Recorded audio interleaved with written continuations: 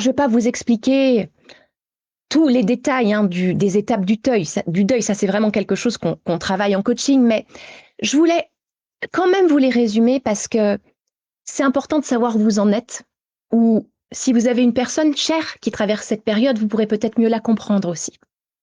Donc les étapes, elles sont souvent présentées au nombre de 5 ou 6, et moi je les présente en 7 étapes. Alors, le processus du deuil, il commence par la première étape, qui est l'annonce. L'annonce de la perte, d'accord? C'est le moment où en fait on reçoit la nouvelle de la mort ou de la perte, ou alors qu'on la constate, hein, c'est possible aussi. Et on peut s'y préparer, par exemple, si la personne décédée était malade ou si une situation ou une relation commençait à tourner au vinaigre. Hein. On s'y attendait un petit peu à cette nouvelle.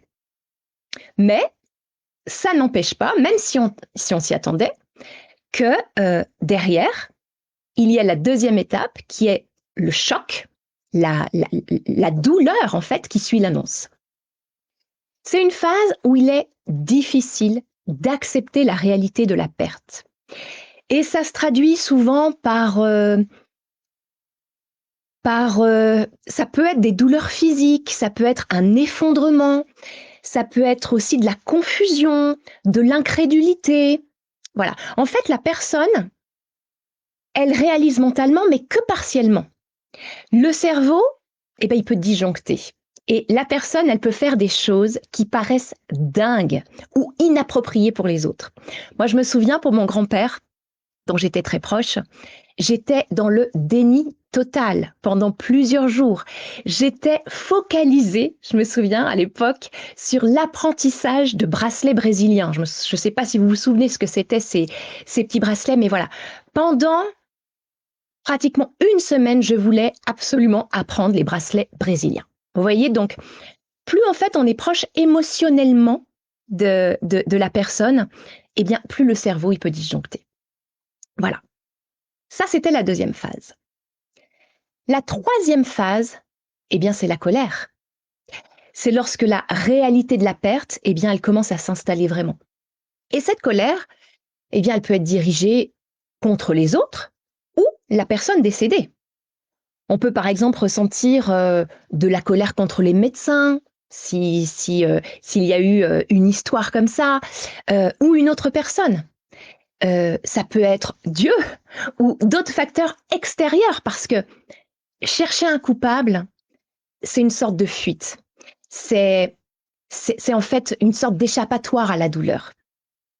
Et contre la personne partie, en disant par exemple, mais pourquoi t'es parti? Pourquoi toi? Pourquoi tu me laisses? Ou pourquoi si vite? Si par exemple c'était une perte soudaine. Vous voyez, donc on va chercher un coupable à l'extérieur pour décharger cette douleur.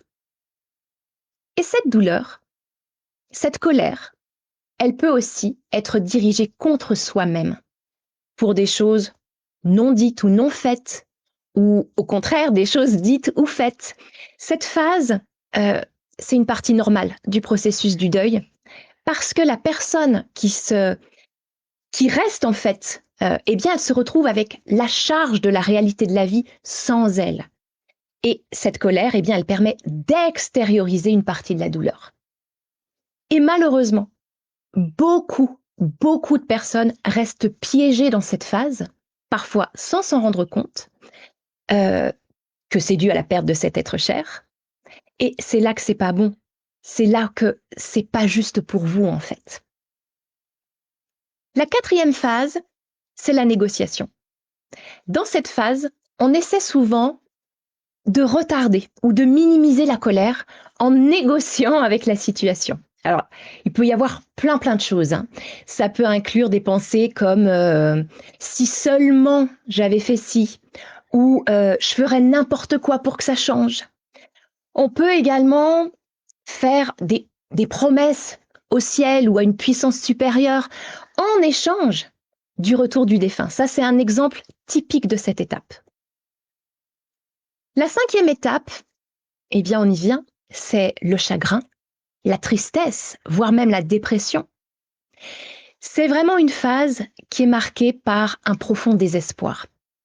Et il est normal de se sentir accablé, de pleurer souvent et de perdre aussi l'intérêt pour des activités quotidiennes. Et il est extrêmement important de passer cette étape. Beaucoup de personnes ne s'y autorisent pas parce que souvent elles sont dures avec elles-mêmes ou elles se sentent obligées d'assurer pour par exemple le reste des membres de la famille ou pour leur travail. Sauf que si on ne passe pas cette étape, c'est dangereux parce qu'à un moment donné, ça s'effondre. Et qu'est-ce qui va se passer?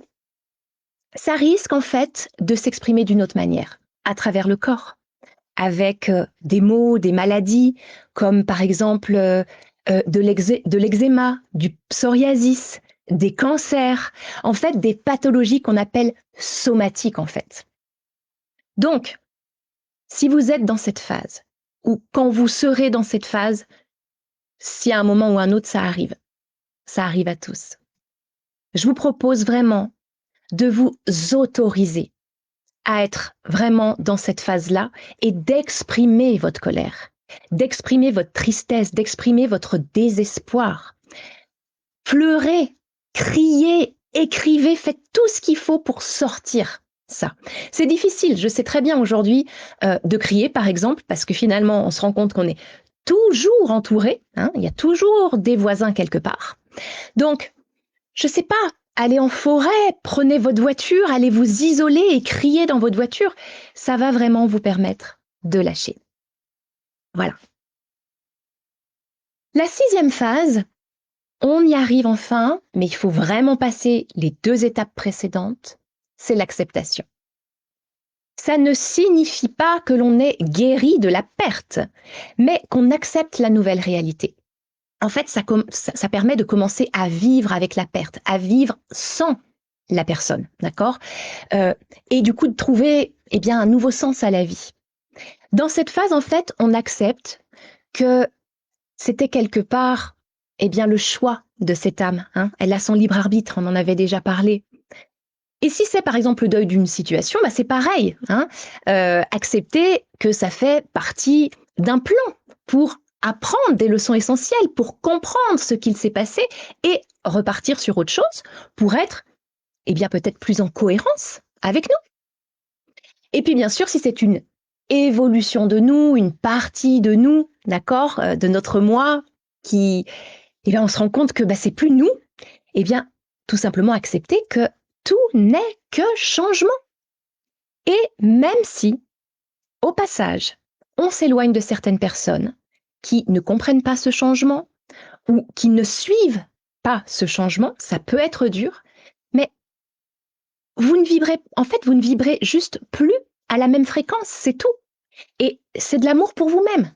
C'est suivre le chemin de votre âme. Donc, ce n'est pas de la résignation, c'est juste croire que c'est le début d'autre chose et non pas une fin, d'accord? Et concernant la perte d'un être cher, c'est ce qu'on verra justement en 2e partie de ce live. Et donc, dans cette phase, on commence déjà à être beaucoup plus en paix. Et la dernière phase que on oublie souvent de faire et qui est pourtant très importante pour clore le processus du deuil, c'est le pardon. Alors, je ne parle pas ici d'un pardon pour obtenir une sorte d'absolution, hein, d'accord? Mais pour soi. Pour libérer les sentiments, par exemple, comme de la culpabilité. Surtout si on est resté longtemps dans la colère, hein, parce qu'on va forcément avoir un petit peu de culpabilité, donc il est vraiment essentiel de le faire. En fait, se pardonner d'avoir peut-être émis des pensées, des paroles dures contre cet être qui est parti, parce que sinon vous allez porter cette culpabilité. Donc cette étape, elle est vraiment très importante pour la libération émotionnelle et la guérison complète. Donc je vous invite à faire ce travail de pardon si vous ne l'aviez pas fait jusque-là.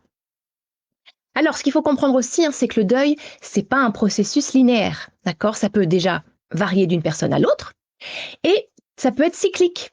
Ça peut être, on peut avoir en fait des périodes où on semble aller mieux, où on croit avoir passé une étape, mais finalement on revient un petit peu en arrière. Ça peut être suivi finalement d'une douleur qui ressurgit. Mais je le répète, au-delà de 18 mois, c'est qu'il y a une phase dans laquelle vous êtes resté bloqué, donc c'est pas juste, d'accord? C'est pas juste pour vous. Donc, je vous invite fortement à être accompagné dans ce processus, avec moi ou d'autres, peu importe, mais pour vous sortir enfin et continuer à vivre votre vie.